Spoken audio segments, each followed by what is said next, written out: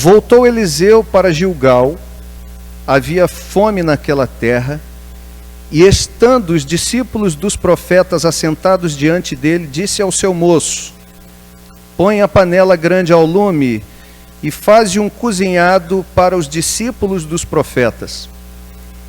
Então saiu um ao campo a apanhar ervas e achou uma trepadeira silvestre, e colhendo dela encheu a sua capa de colossíntidas. Voltou e cortou-as em pedaços, pondo-os na panela, visto que não as conheciam. Depois deram de comer aos homens, e enquanto comiam do cozinhado, exclamaram: morte na panela, ó homem de Deus! E não puderam comer. Porém ele disse: trazei farinha. Ele a deitou na panela e disse: tira de comer para o povo. E já não havia mal nenhum na panela.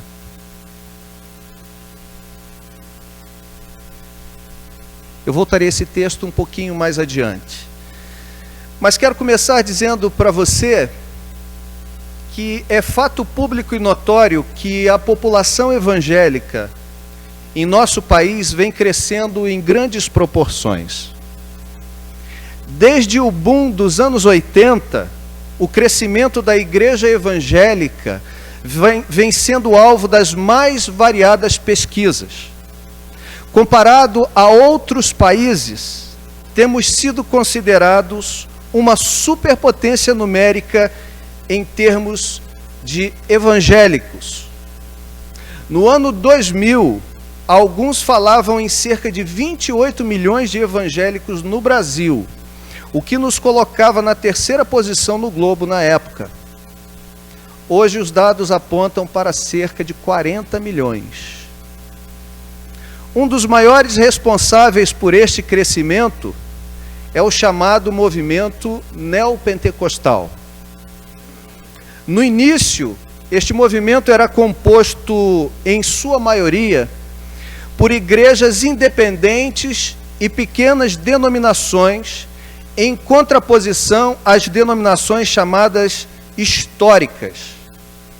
Sua marca distintiva, porém, encontrava-se em sua teologia e metodologia comuns, e não necessariamente em sua denominacionalidade. O que fez com que o movimento pentecostal, neopentecostal, adentrasse as próprias denominações históricas. Hoje, é um movimento eclético, com práticas as mais diversas, sem uma fonte de autoridade centralizadora. E isso é tão grave que se torna quase impossível, no Brasil hoje, definir o que significa ser evangélico. Você já percebeu a dificuldade que é, nos dias atuais, definir o que é ser evangélico no Brasil? Eu fui tomado de assalto por uma surpresa diante de uma pergunta de um vizinho. Eu estava indo ao seminário na época para dar aula e dei carona a um vizinho na saída da minha casa. Não tínhamos muito contato e aproveitei a oportunidade para fazer um contato mais pessoal com ele. Fomos conversando e ele, falando sobre a sua ocupação, disse que era engenheiro da Ampla. E perguntou qual era a minha ocupação. E eu disse para ele: sou pastor evangélico. E ele disse assim: pastor evangélico? Mas como é que é isso? Eu falei: eu pastoreio uma igreja. Eu sou pastor de uma comunidade cristã, de uma comunidade de cristãos. Ele virou para o lado, para o outro e disse assim: não consigo entender, mas é o quê? É tipo aquela determinada igreja que sempre esteve muito na mídia. Você é um pastor de uma igreja como aquela? E eu tomei um susto naquele momento. Porque se ele me pergunta, a minha questão era, qual era o pressuposto da pergunta daquele vizinho? Será que ele estava pensando, você é o pastor de uma igreja evangélica, como aquela igreja que anda na mídia, em todos os canais? Será que o seu pressuposto era as lideranças, os escândalos e a teologia e as práticas mais variadas, esquisitas e bizarras daquela igreja? Eu diria para ele categoricamente, não pareço nem passo perto desse negócio. Mas também pensei, ou será que o seu pressuposto é aquela senhora que trabalha em sua casa? Uma mulher fidelíssima a Deus, que educa 2 filhos sozinha, sem o marido, porque foi abandonada pelo marido, com todo sacrifício e honestidade, uma mulher de fé e de oração, mas que ainda pertence a essa determinada denominação. E eu fiquei pensando, qual dos 2 pressupostos estão por detrás dessa pergunta? Porque dizer não naquele momento poderia fechar a porta e ele não entender. Mas o pressuposto da sua pergunta é aquela irmã fiel, crente. Dizer sim também, sem nenhuma reflexão, poderia fazer com que ele me olhasse e dissesse, você é mais um deles. E eu esbarrei na complexidade de dar uma simples resposta. O que é ser evangélico? Hoje, quando alguém nos faz uma pergunta como essa, às vezes é difícil saber se o pressuposto dele é uma igreja histórica, é uma igreja neopentecostal, é uma igreja pentecostal, é uma igreja, ou até nenhuma igreja, mas algo que se diz igreja.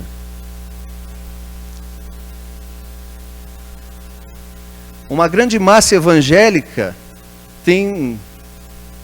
essa grande massa evangélica tem sua expressão nas mais variadas áreas de nossa sociedade.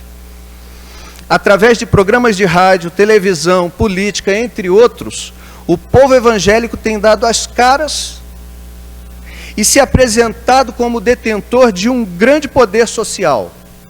Shows gospel, gravadoras, passeatas, marchas e demais eventos tornam o evangelho, ou pelo menos os evangélicos, mais conhecidos.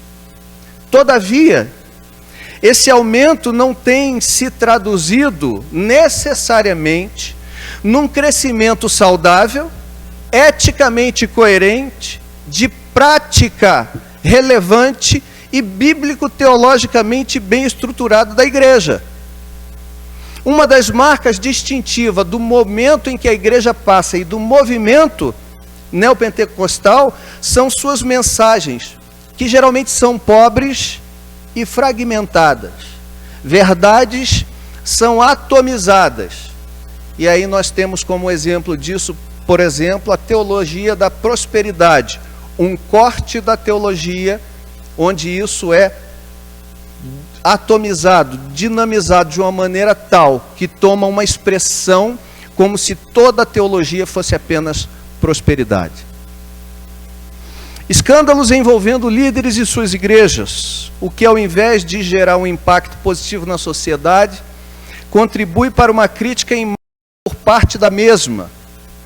Obviamente, não são problemas que se resumem exclusivamente aos participantes desse movimento, mas grandemente a eles. Nós temos visto na mídia circunstâncias em que o evangelho é caçoado por conta de uma falta de ética, por conta de uma falta de relevância, por conta de uma prática, muitas vezes imoral, incoerente com o próprio evangelho. Alguns dizem a partir dessas constatações que, analisando mais profundamente este movimento, perceberemos que o problema reside primariamente no quesito liderança. Mais especificamente sobre 2 possibilidades. A primeira, ética. Ou seja, líderes que utilizam com má fé de seu carisma e de seu poder de manipulação de massas. Esse é um corte.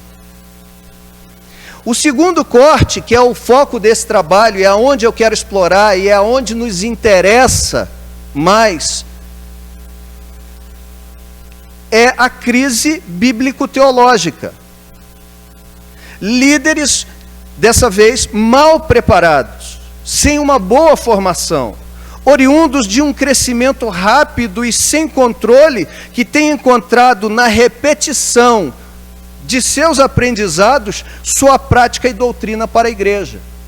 Se a gente pudesse resumir o problema da liderança da igreja em 2 polos, eu diria então que seriam esses 2 polos. O primeiro, o problema é ético. A pessoa que conhece, mas usa de má fé. Mas há um outro problema nas lideranças, que são aqueles que têm boa fé, mas não têm conhecimento. Eles desejam servir a Deus de todo o coração, mas eles não foram bem preparados. E aí o que acontece? Eles vão reproduzir aquilo que aprenderam. Aonde eles nasceram, nas comunidades e igrejas em que nasceram, eles vão reproduzir sua prática, eles vão reproduzir sua doutrina, porque para eles aquela é a verdade. Um coração cheio da vontade de servir a Deus, mas, entretanto,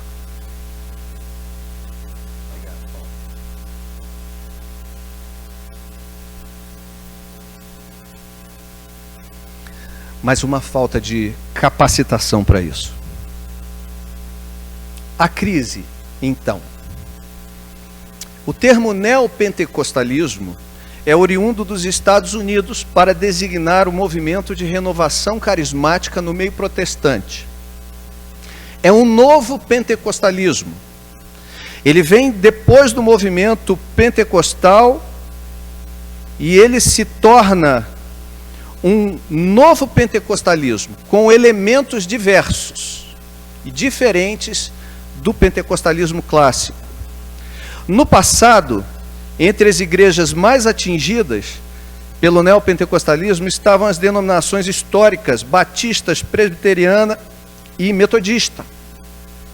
O fenômeno brasileiro observado nessa questão foi que estas igrejas recusaram-se a aceitar essa renovação como sendo genuína e autêntica. Daí levaram à saída dos seus propositores e membros que foram sendo atingidos. Em consequência, surgiram algumas novas denominações. Há uma análise de um pastor amigo, e sobre esse ponto ele comenta que, no passado, houve a ruptura nas igrejas históricas e o surgimento de novas denominações. Estas, por sua vez, desencadearam um processo de crescimento acelerado e desordenado, gerando ministérios cada vez menos preparados bíblica e teologicamente, desprovidos de uma organização eclesiástica que viesse coibir os excessos e determinar padrões éticos, morais, espirituais e práticos que fossem escriturísticos. Estevão Fernandes, não é o Hernandes, por favor, bem escreve acerca disso quando retrocede e apresenta esse problema, em parte, desde a Reforma Protestante. A gente pensa, há muitos pensadores que acreditam que esse problema vem como germe da própria Reforma Protestante. Ele diz assim: essa característica da fé protestante está presente desde a Reforma, e teve na teologia de Lutero a sua grande pedra de toque, em especial no seu ensino sobre o livre exame das Escrituras, isto é, a Bíblia Sagrada, e a suprema valorização da fé como condição de salvação, associada à sua doutrina da graça de Deus. Embora o livre exame das Escrituras tenha sido o grande marco da Reforma, possibilitando o exame da Bíblia livre das amarras do Vaticano, a proporção que isso possibilitou a particular interpretação do texto, isto é, a livre interpretação favoreceu não somente a expansão das igrejas reformadas, mas também a sua fragmentação. Um dos pressupostos da reforma por Lutero era que a Bíblia devia estar na mão do povo e o povo deveria ter acesso a examinar o que as Escrituras diziam. Contudo, uma vez o livre exame tendo sido exercido, passou então a haver a interpretação particularizada, isto é, uma livre interpretação por parte daqueles que pegavam a Escritura e não apenas a examinavam, mas a interpretavam cada um segundo o seu óculos. E esse problema hermenêutico aí já foi muito bem falado na Semana Teológica. Nós tivemos a Semana Teológica que falou muito bem sobre isso. Livre exame sim, livre interpretação não. Nós somos livres para examinar a Escritura, mas ninguém tem o direito de interpretá-la segundo a sua própria vontade, segundo o seu próprio desejo, segundo o seu próprio óculos. Mas isso aconteceu. E como isso aconteceu, várias denominações começaram a surgir. E hoje, o que nós temos, por exemplo, no Brasil? Várias igrejas que se dizem evangélicas, mas cada uma segue uma doutrina muitas vezes diferente da outra. Nós não temos as amarras do Vaticano, mas temos um outro problema hoje, que é essa fragmentação, e onde qualquer um acha ou pode se dizer evangélico porque segue alguns pressupostos bíblicos apenas. Mas tem doutrinas tantas outras por aí que não condizem com o Evangelho. A expansão, contudo, se deu, em grande parte, devido à desilusão, a expansão desse movimento, a desilusão instalada no pós-modernismo. Religioso ou místico, o homem pós-moderno procurava encontrar na realidade metafísica, isso é, além do físico, acima do físico, uma explicação ou um atenuante para as angústias mal respondidas do modernismo. Por este motivo, viríamos observar o grande crescimento de movimentos religiosos, metafísicos e filosóficos, tais como panteísmo, budismo, hinduísmo, seitas esotéricas, nova era, entre outros, que se dão nos dias atuais. O homem pós-moderno acaba por ser um homem que busca a transcendência. Em certa medida, essa procura pela transcendência tem sido cada vez mais explosiva. Neste contexto, encontramos o povo brasileiro desorientado, necessitado, inclinado ao sincretismo religioso. Lembra de nossos matizes, de nossa matriz étnica. Nossa matriz étnica tem europeu, tem africano, tem índio, sul-americano. Nós temos o paganismo indígena, nós temos as religiões afro, na nossa matriz religioso e étnico, nós temos a herança católica europeia, nós temos toda a história de sincretismo, e isso não é diferente. Quando alguém se converte, também se converte com toda essa cosmovisão. Isso precisa ser transformado, sufocado por uma sociedade consumista e secularizante.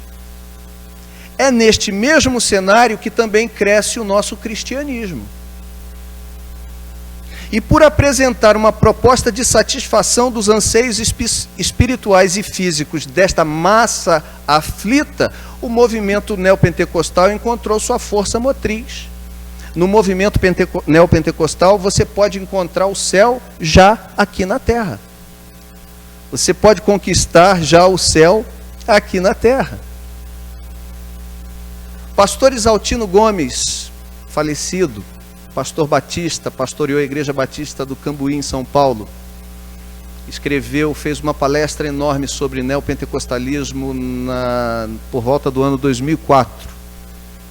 Ele disse que o neopentecostalismo é também produto da reação do irracionalismo.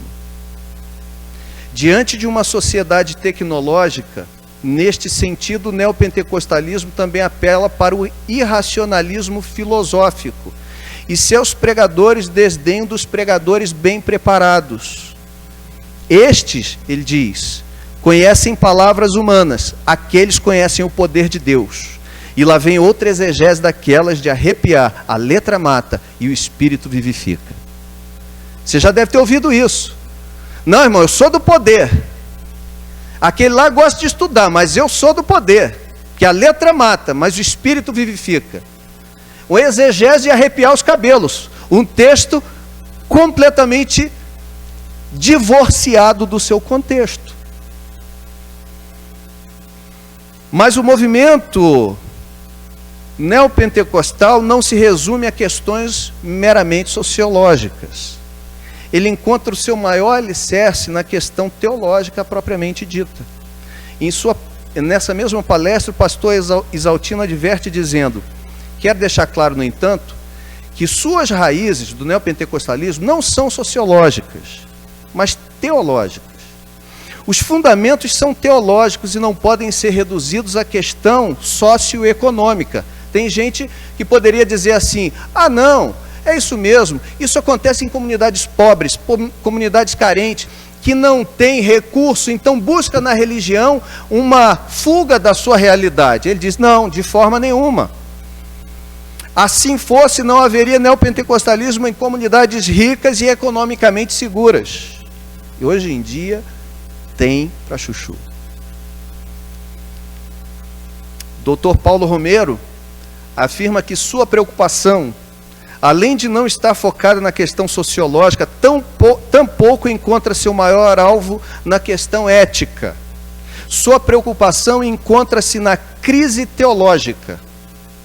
Ao longo de todo o seu ministério, ele esteve aqui na última semana teológica, eu tive o prazer de entrevistá-lo, de fazer a mediação com relação às perguntas do auditório. Ele diz: nunca vi tanta confusão doutrinária no seio do protestantismo em nosso país como vejo hoje. Uma pesquisa realizada nos Estados Unidos diz que o crescimento da igreja atual é apenas visual, que na verdade o que está havendo é uma ciranda de crentes, e que as igrejas estão crescendo pelo remanejamento destes. Isso se deve ao fato de que as pessoas têm se movido em direção à igreja à procura de ambientes agradáveis, cultos informais, reuniões empolgantes e, acima de tudo, carregadas de humanismo. Segundo algumas organizações, os movimentos que mais fascinam e influenciam a igreja evangélica atualmente são os movimentos de técnicas gerenciais e terapêuticas. Deixa eu te contar um episódio. Eu estava de férias, fui para São Lourenço.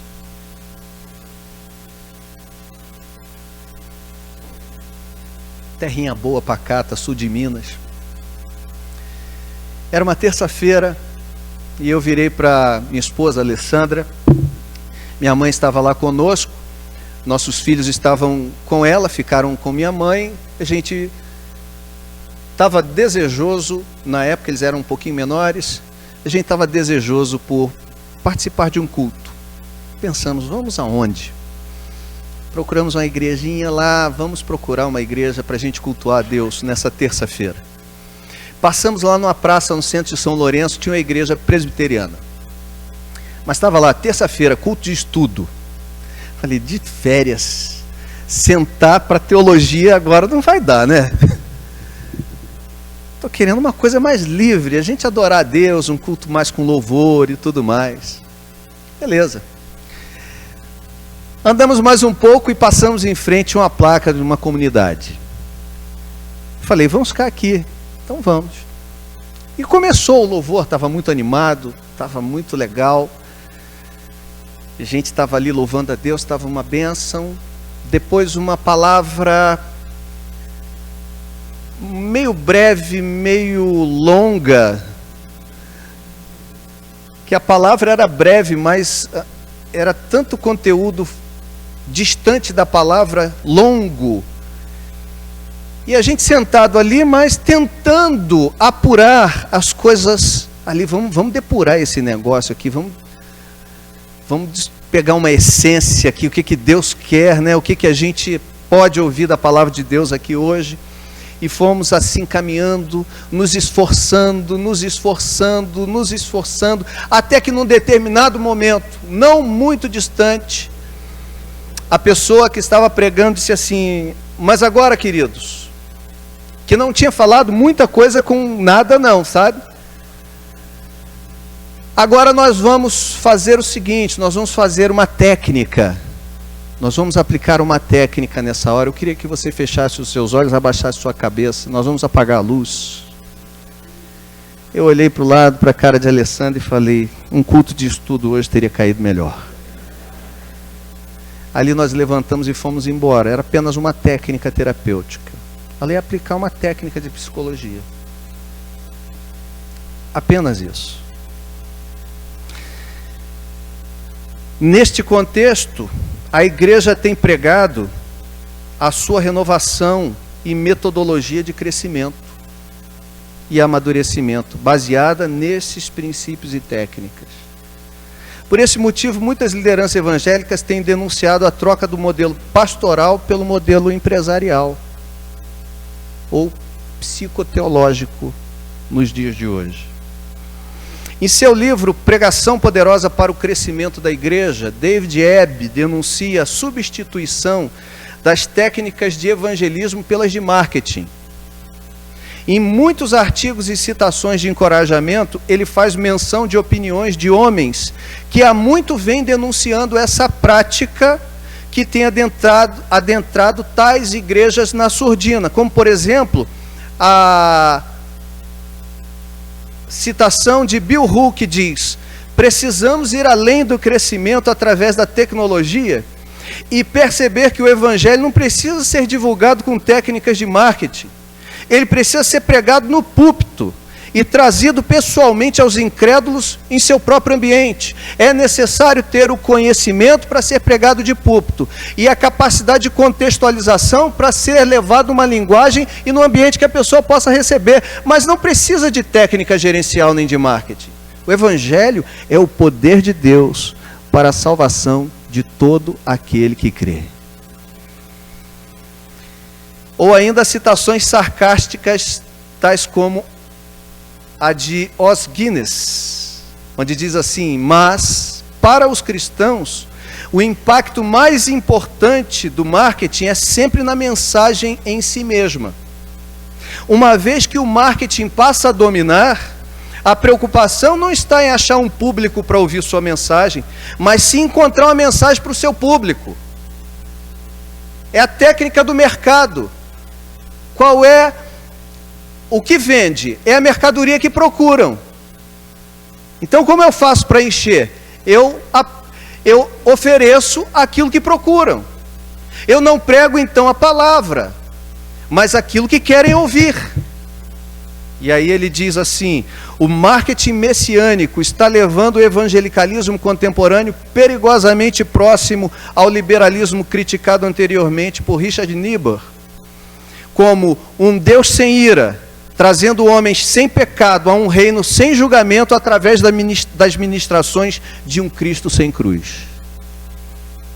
Hoje, nós temos visto um evangelho assim sendo pregado.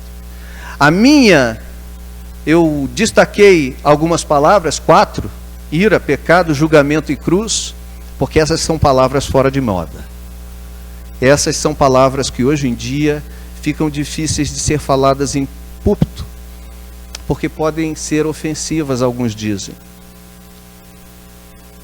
Logo, devido ao relativismo pós-moderno, a verdade hoje encontra-se cada vez mais diluída e, por conseguinte, ineficaz. Por que os crentes de hoje não são iguais aos de ontem? Porque o conteúdo do evangelho é diluído. As demandas do evangelho não são apresentadas. São apresentadas promessas para que você venha para cá. Mas e as demandas? E o que Jesus Cristo falou? Quem quiser vir após mim, negue-se a si mesmo, tome sua cruz diariamente e me siga. Por exemplo, o poder é um forte inimigo da verdade.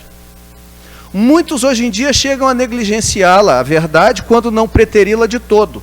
James Boyce, no seu livro Religião de Poder, diz que quanto mais os cristãos atuais sucumbem a o poder, mais problemas se avolumam. Devido ao interesse espúrio pelo poder, a teologia, isto é, o estudo da revelação de Deus, bem fundamentado em sua palavra, é paulatinamente trocada pela ideologia. Um sistema de diretrizes, teorias e alvos constantes em um programa político. E aí eu não vou nem entrar nem em algumas ideologias cristãs de hoje em dia aí, porque eu acho que tem gente mais preparada para falar do que eu. Necessário se faz denunciar esse fato de forma contundente. Há uma leitura nada agradável acerca do protestantismo brasileiro sendo feita por vários teólogos já há muito tempo. Muito do que tem acontecido no meio da igreja hoje tem se aproximado mais do conceito de religiões pagãs ou religiões de mistério. Por tal motivo, talvez John Angel James diga que por vezes é mais fácil acreditar em atores e ficções do que no conteúdo da Bíblia. Ele diz que numa conversa entre um ministro e um ator, diz assim: por quê? Disse um ministro, um pregador, um ministro do evangelho a um ator: suas representações, que são figuras da imaginação, produzem tão maior efeito que nossos sermões, que são verdadeiros. Porque, disse o ator, representamos ficções como se fossem reais, e vocês pregam verdades como se fossem ficções.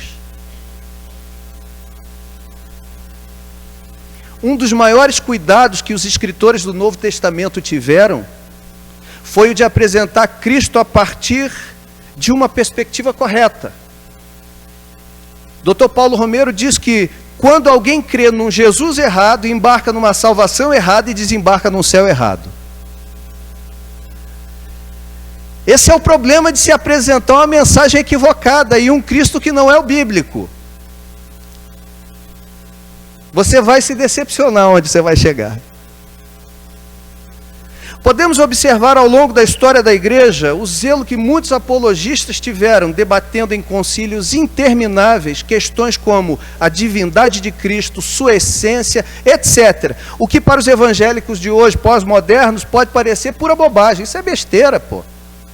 Vai estudar a essência de Cristo? Vai estudar a pessoa de Cristo? Suas duas naturezas? Professor Wallace, suas aulas são obsoletas.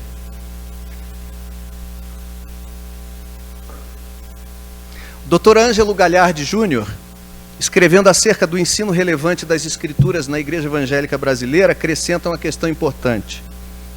Ele diz assim: as palavras ministradas em nome de Deus, quando não são genuínas, mais do que irrelevantes ou dispensáveis, geram muitas vezes frieza, criam resistências, endurecem corações, produzem incredulidade, alimentam dúvidas, suscitam contendas, decepcionam pessoas, arrefecem ânimos, desacreditam a ministração da palavra.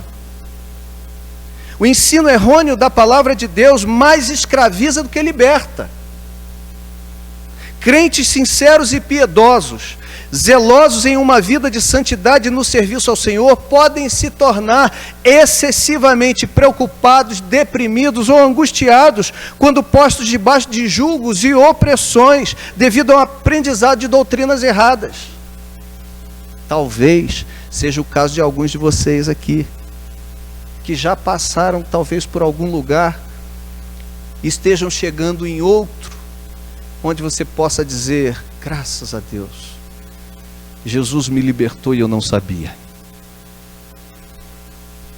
No artigo 4 episódios e muitas inquietações, escrito há 12 anos atrás pelo pastor Ricardo Gondim, e aqui citando o nome dele, eu não vou entrar no mérito das questões teológicas dele atualmente, quero apenas citar uma leitura que ele fez há 12 anos atrás. Ele escreveu um artigo muito engraçado, para não dizer triste e engraçado, chamado 4 episódios e muitas inquietações. Nesse artigo ele relata um desses 4 episódios, eu vou relatar para vocês. É um evento que ilustra bem essa questão de como pode fazer mal e adoecer uma pessoa, uma teologia errônea. Ele escreveu assim: minha secretária anunciou que o Alexandre Souza já chegara. Os nomes aqui são fictícios, tá? Os fatos são verídicos.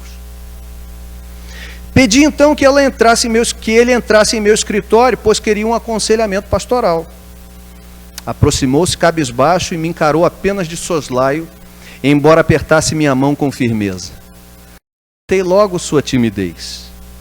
Calculei sua idade por volta dos 28 anos. Cabelos bem aparados e penteados para a esquerda chamavam a atenção pela negritude. Pedi que Alexandre se sentasse e iniciei nosso diálogo procurando deixá-lo mais à vontade. Ofereci um copo d'água que aceitou sem esboçar nenhuma emoção. Achei-o muito quieto. Pensei na dificuldade daquele aconselhamento. Imaginei que gastaria a maior parte do tempo perguntando e ouvindo meras respostas monossilábicas. Ledo engano. Logo que bebeu o primeiro gole, Alexandre me encarou e perdeu toda a timidez. Pastor, começou sem gaguejar, faço parte da igreja X, aqui em Fortaleza. Há 2 anos estou endemoniado.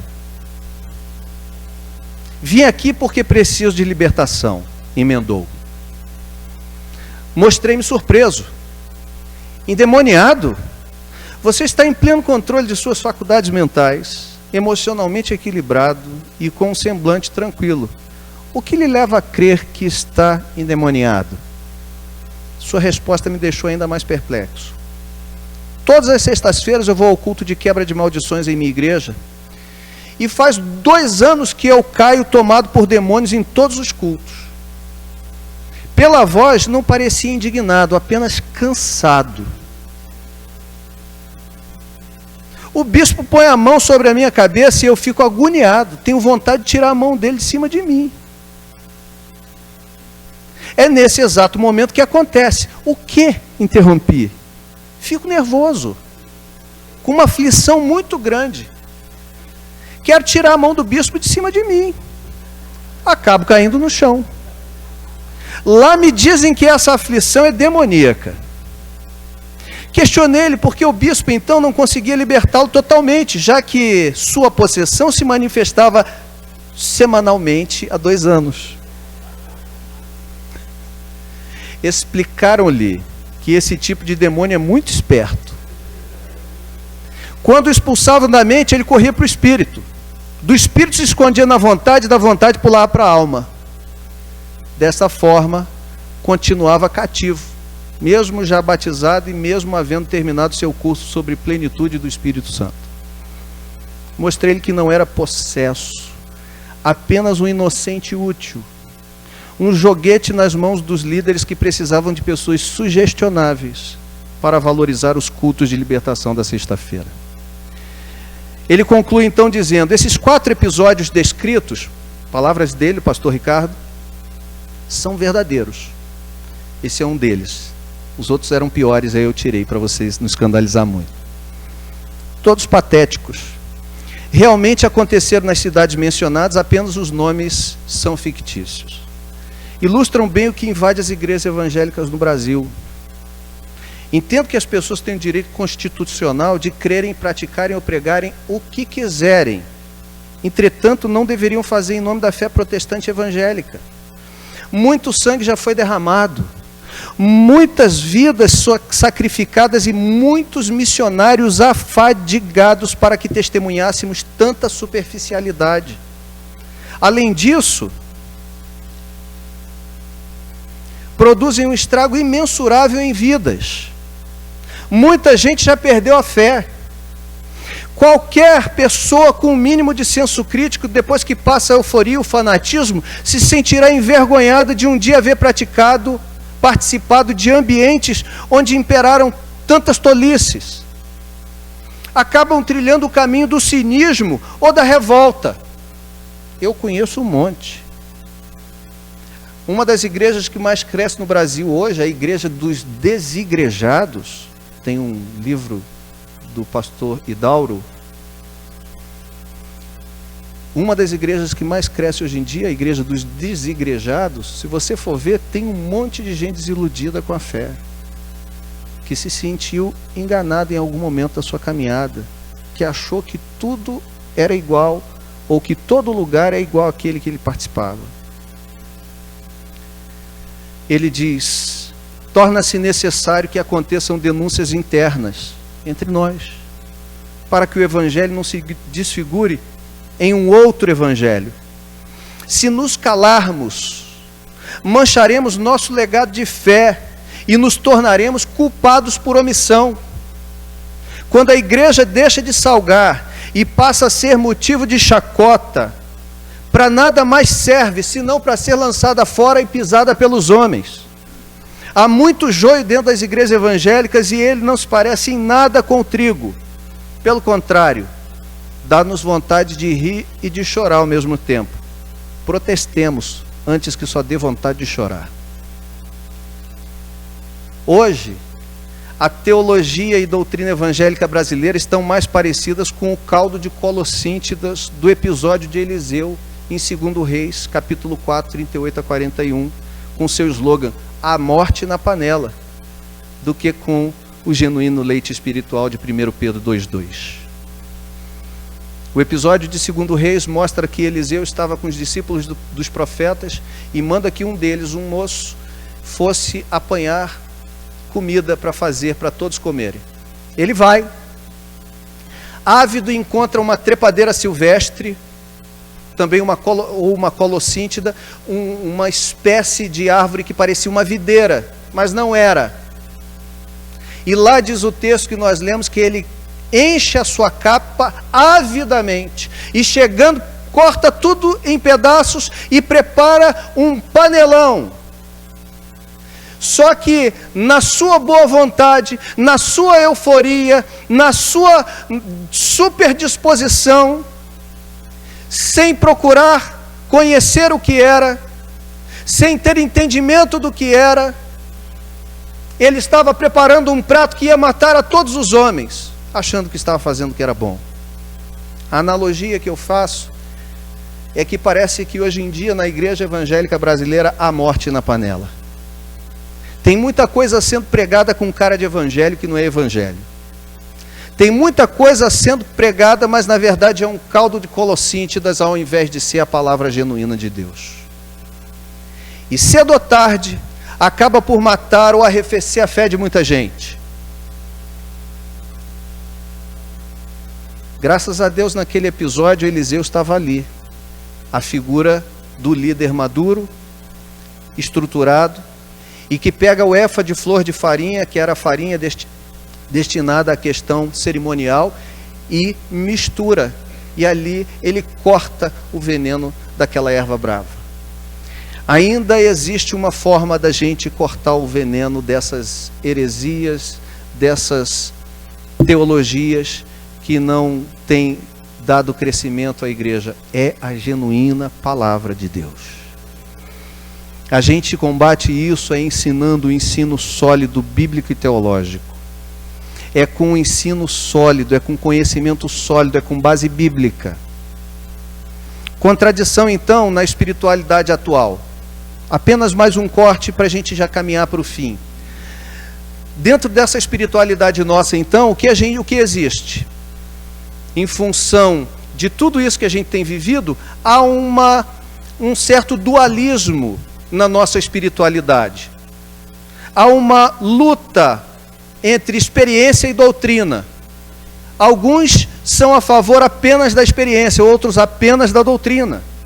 Parece que é então, como desenvolvimento de nossa espiritualidade atual, uma tendência à tensão e à polarização. De um lado, o tradicionalismo e o academicismo têm sido abraçados. De outro, o pragmatismo e o misticismo. De um lado a doutrina, do outro a experiência. John Stott, citando James Orr, parece querer demonstrar que espiritualidade e racionalidade não devem ser contraditórios. Ele diz assim: uma religião divorciada do pensamento diligente e elevado tem tido, através de toda a história da igreja, a tendência de se tornar fraca, estéril e nociva. Você acredita em qualquer coisa. Você não compara com a Escritura. Na verdade, você nem pode comparar, diga-se de passagem, porque você não tem base para saber se aquilo que está sendo pregado muitas vezes é certo ou é errado. O intelecto desprovido de seus direitos, por outro lado, diz ele, é o outro lado da mesma moeda. O intelecto desprovido de seus direitos no âmbito da religião tem procurado sua satisfação fora e desenvolvido um materialismo sem Deus. De um lado, uma frieza acadêmica, do outro lado, uma espiritualidade mística, misticista. Então, o professor na época do Seminário Teológico Batista do Sul do Brasil, Alan Myatt, tutor do mestre, meu querido professor Franklin Ferreira, nosso querido professor de História da Igreja, pareceu resumir a questão da contradição e do conflito em que, por um lado, os carismáticos tendem a vários erros teológicos, tais como pelagianismo, legalismo, misticismo, entre outros. E os não carismáticos correm o risco de se tornarem frios e secos espiritualmente. De certa forma, não é esse modelo que nós, muitas vezes, a gente ouve a pessoa dizer assim: não vá para o seminário, não vá estudar, porque lá a sua fé vai esfriar. Porque em alguma medida, em algum momento, essas polarizações aconteceram. Na busca por uma capacitação, alguns se tornaram apenas frios, no academicismo, frio, morto. Tem a palavra de Deus o seu labor sobre a palavra de Deus como alguém disseca um cadáver numa mesa de autópsia. Por outro lado, alguns, rejeitando esse modelo de forma correta e coerente, também descambam para o outro extremo. E acabam achando que não há necessidade nenhuma de formação, nenhuma de instrução, nenhuma de preparação.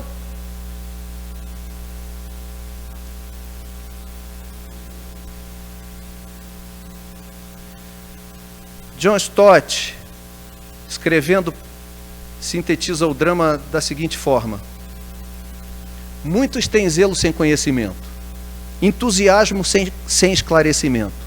Em outras palavras, são inteligentes, mas falta-lhes orientação. Dou graças a Deus pelo zelo, que jamais o conhecimento sem zelo tome o lugar do zelo sem conhecimento.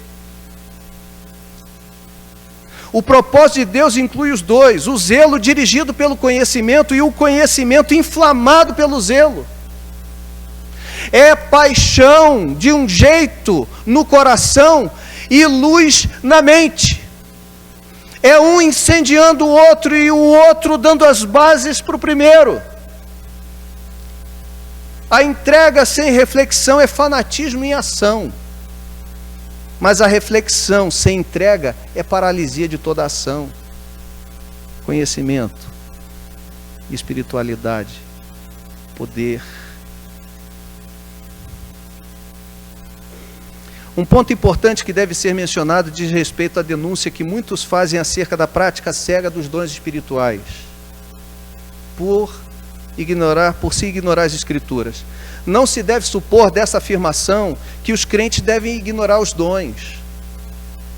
Conforme as palavras do apóstolo Paulo, escrevendo aos Coríntios, 1 Coríntios capítulo 12, verso 1, ele diz: não quero, irmãos, que ignoreis acerca dos dons espirituais. Eles existem, estão aí.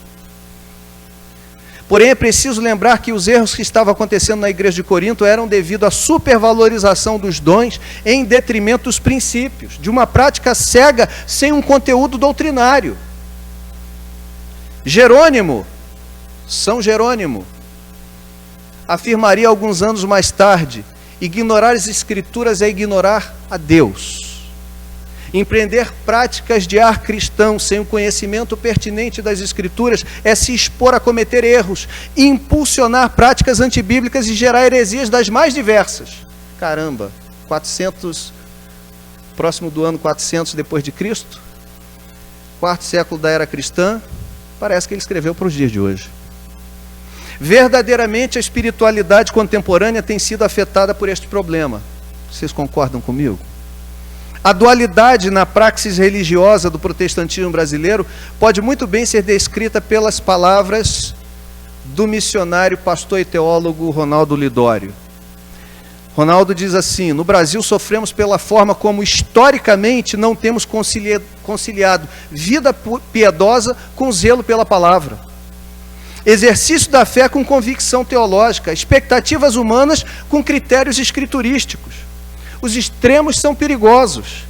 Desde os santos e piedosos que negligenciaram as convicções bíblicas, quanto os teologicamente embasados que vivem sem compromisso e intimidade com Deus. Nosso desafio é conciliar a vida cristã, a palavra do Eterno, em nossa vida pessoal. Eu posso ouvir um amém? Lidório parece dizer que é preciso desenvolver uma espiritualidade onde as experiências não sejam abolidas, pois são material importante e essencial na formação espiritual, sem contudo que estas se transformem em diretrizes e regra para esta mesma formação. A diretriz e a regra é escriturística, é a escritura, não a experiência. Uma espiritualidade onde o referencial seja Deus, e o referencial de Deus é a sua palavra, e não o próprio ser, sem que isso tenha necessariamente de desprezar a experiência pessoal. Por isso, a comunidade cristã, ao longo dos séculos, sempre preservou a proposta de que as escrituras sagradas são a forma de Deus estabelecer a espiritualidade de seu povo. Os padrões estão na Escritura, os padrões são escriturísticos. Entro então na minha conclusão. Surge-nos uma pergunta, talvez nessa hora. Quem fez essa pergunta e responde é o próprio pastor Exaltino em sua palestra. E eu faria também essa pergunta, eu levantaria também essa pergunta aqui. Então quer dizer que nada presta no neopentecostalismo? Nada presta na igreja que está vigente hoje no Brasil? Porque não faz avaliações positivas. Ele diz assim: respeito em neopentecostais o interesse por realidades espirituais, o desejo de ver o reino de Deus triunfar, o desejo de uma vida vitoriosa. Pessoalmente, respeito obreiros sérios que mostram isso, que não ostentam sinais de riqueza adquiridas às custas do povo, que sejam zelosos por suas vidas e amem a palavra de Deus. Mas adverte: mas desde que a Bíblia é abandonada, revelações adicionais de homens lhe são adicionadas, desde que não há controle nem avaliação da liderança, desde que vida vitoriosa seja dimensionada em ter coisas, saúde, problemas resolvidos, desde que o culto à personalidade se instala, o movimento perde o seu valor. Eu estou falando isso e eu quero fazer uma parte aqui. Estou caminhando realmente para o fim, apenas mais 2 tópicos aqui. Eu estou falando de um lugar que eu me sinto à vontade para falar. Eu não nasci numa igreja histórica. Na verdade, eu nem vim de berço evangélico. E quando nasci numa comunidade cristã. Muitas dessas coisas aqui, muitas outras que fazem parte desse meu trabalho, eu já percebi, presenciei e talvez até tenha praticado. Então, a minha crítica é de um lugar, é de alguém que, tendo zelo, coração em Deus, em algum momento percebeu que algumas coisas não estavam condizentes, não eram razoáveis de serem acreditadas como sendo evangelho. E aí um dia, no ano de 2001, já vivendo essa crise de forma pessoal, eu ouvi a palestra de um desses homens que eu citei aqui. Na verdade, a palestra do Ronaldo Lidório na Escola de Pastores. Quando aquele camarada me chamaram para ir lá naquela palestra, e eu tinha nos meus preconceitos a máxima de que o estudo da teologia arrefece o ânimo, arrefece a espiritualidade, para mim era uma verdade. E um dia eu cheguei lá e ouvi aquele homem, um texto grego na mão, lendo direto do grego e fazendo a interpretação, fazendo a tradução. Missiólogo, teólogo, de uma teologia fabulosa. Quem já ouviu esse homem sabe do que eu estou falando. De um conhecimento invejável. Falando das suas experiências na África, como plantador de igreja, lendo um texto grego e fazendo a tradução direta. Quando aquele camarada terminou de falar, fez uma oração simples, eu comecei a chorar.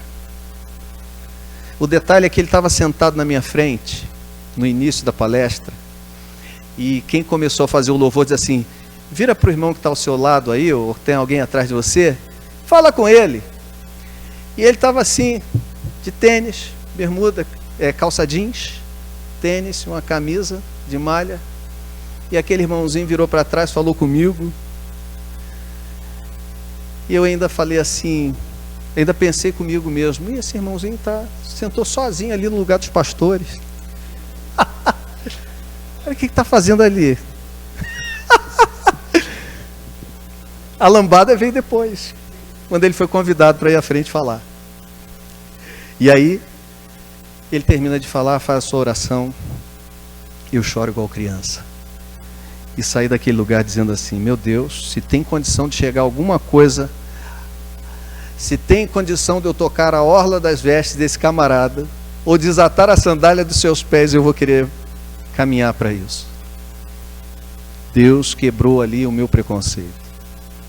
Eu fiz o curso. Portanto, eu acho que em algum momento, algumas vezes, há uma crítica desmedida, porque há uma crítica ao movimento, mas sem o amor. Pessoas que não conhecem. Quanta gente zelosa está ali dentro. Quanta gente está com o coração ardendo por servir melhor a Deus, mas não tem ferramenta correta. Não está preparado, mas tem um desejo enorme. Por isso eu termino dizendo que se temos, como disse o Exaltino, se boas diretrizes forem tomadas, isso será uma bênção para eles, os neopentecostais, para nós e para o mundo. Mas caso isso não aconteça, denuncie um futuro problemático, com o surgimento de milhares de cristãos e de centenas de igrejas que nada sabem sobre Cristo, nada pregam sobre Cristo e nada ouvem sobre Cristo. Portanto, devido ao fato dessa mesma igreja ser a que mais cresce em todo o nosso país nas últimas décadas, trazendo consigo fatores benéficos e em outro tanto prejudiciais, é que iniciativas na direção de prover capacitação bíblico-teológica séria, relevante, ética e ortodoxa para as novas lideranças são tão bem-vindas. Esta nossa proposta de espiritualidade tem de vir acompanhada de um equilíbrio entre doutrina e experiência, respeitando seus valores e suas funções. A experiência tem o seu valor incontestável como parte da vida cristã, mas é a doutrina da Escritura que deve servir como base dessa mesma espiritualidade. A razão não pode suprimir as emoções, tampouco as emoções tomarem o lugar da razão. A prática e o conhecimento precisam andar de mãos dadas.